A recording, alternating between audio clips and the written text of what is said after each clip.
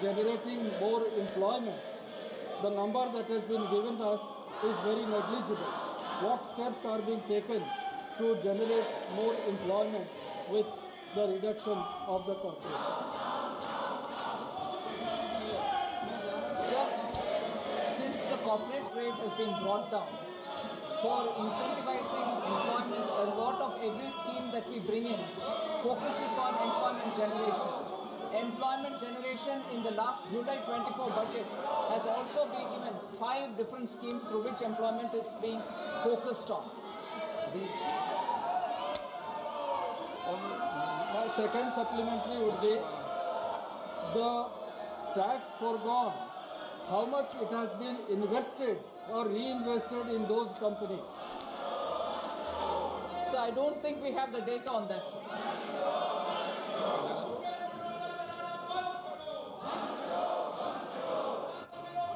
प्रश्नकाल समाप्त हो गया है।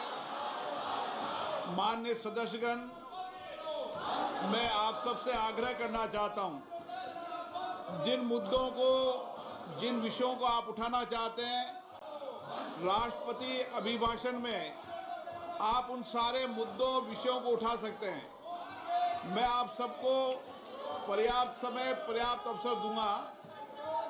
मैंने पहले भी कहा है कि कई संसदीय प्लेटफार्मों पर ये यहाँ भी निर्णय हुआ है और भी निर्णय हुआ है कि प्रश्नकाल कभी भी स्थगित नहीं होना चाहिए और आपको भी प्रयास करना चाहिए।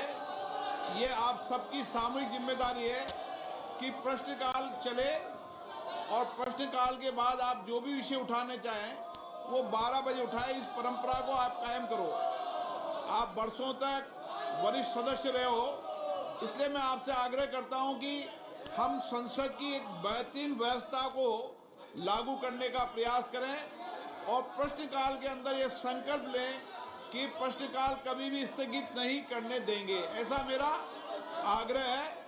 बाकी अगर आप नारेबाजी लगाने आए हो, सदन को नियोजित तरीके से स्थगित करने आए हो, मेजे थपथपाने आए हो, तो मैं आपसे कुछ नहीं कह सकता। मैं आग्रह ही कर सकता हूं आपको। मेरा आग्रह करने का अधिकार, इसलिए आपसे आग्रह कर रहा हूं। माननीय सदस्यगण, मुझे कई माननीय सदस्यों के विषयों पर स्थगन प्रस्ताव की सूचना प्राप्त हुई है।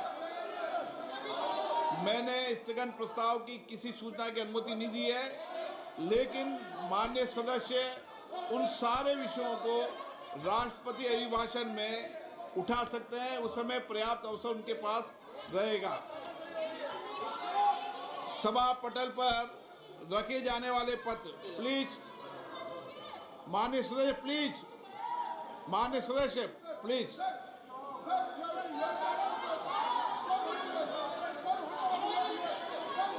आपसे मैं आग्रह कर रहा हूं, 2 दिन महत्वपूर्ण और लंबे देर तक हमें चर्चा करनी है। 12 घंटे तय हुए हैं बीएससी के अंदर। सब मान्य नए सदस्य भी अपने विचारों व्यक्त करना चाहते हैं। प्लीज, मैं आपको मौका दूंगा राष्ट्रपति अभिभाषण में, आप बोलिए उसे। सभा पटल पर रखे जाने वाले पद, आइटम नंबर 2, श्री अश्वनी वैष्णव जी। माननीय अध्यक्ष महोदय, मैं माननीय प्रधानमंत्री जी और माननीय वित्त मंत्री जी को धन्यवाद देते हुए रेल मंत्रालय की अनुदानों की विस्तृत मांग फाइनेंशियल ईयर 2025-26 के लिए इसकी हिंदी और अंग्रेजी संस्करण की 1 प्रति सभा पटल पर उपस्थापन करता हूँ। Item number 3, Shri Gajendra Singh Shekhawat.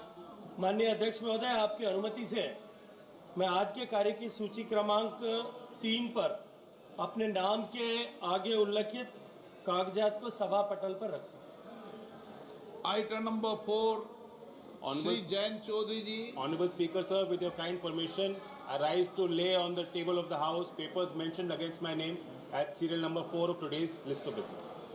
Item number 5, Shripad Yesso Naik ji. Sir, with your permission, I rise to lay on the table of the House the paper mentioned against my name at serial number 5 of today's revised list of business. Item number 6, Shri Pankaj Chaudhary ji. अध्यक्ष जी, मैं आज की संशोधित कार्यसूची में मेरे नाम के सामने मत संख्या 6 पर वर्णित कागजात आपकी अनुमति से सदन के पटल पर रखता हूँ। Item number 7, Shri Arjun Ram Meghwal ji. Honorable Speaker, sir, with your kind permission, on behalf of my colleague, Shri Kirti Vardhan Singh, I rise to lay the papers on the table of the House mentioned against his name at serial number 7, pertaining to the Ministry of Environment, Forest and Climate Change in today's Item revised list of the business. Thank you. number 8, Shri Suresh Gopi. Honorable Speaker, sir, with your permission, I rise to lay the papers on the table of the House mentioned against my name at serial number 8 of today's list of business. Thank you. Item number 9, Shri Sukant Majumdar. महोदय, आपकी अनुमति से आज की कार्यसूची की कम संख्या 9 पर मेरे नाम के सामने उल्लिखित दस्तावेजों को मैं सभा पटल पर रखता हूं।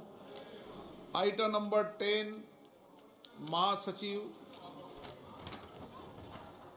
Sir, I lay on the table the appropriation number 3 Bill 2024 passed by the Houses of Parliament during the third session of 18th Lok Sabha and assented to by the President since the report was last made to the House on 27 November 2024. I also lay on the table a copy of the Bharatiya Vayuyan Vidheyak 2024 passed by the Houses of Parliament and assented to by the President, duly authenticated by the Secretary General Rajya Sabha. Item number 11, Shri Ravi Shankar Prasad.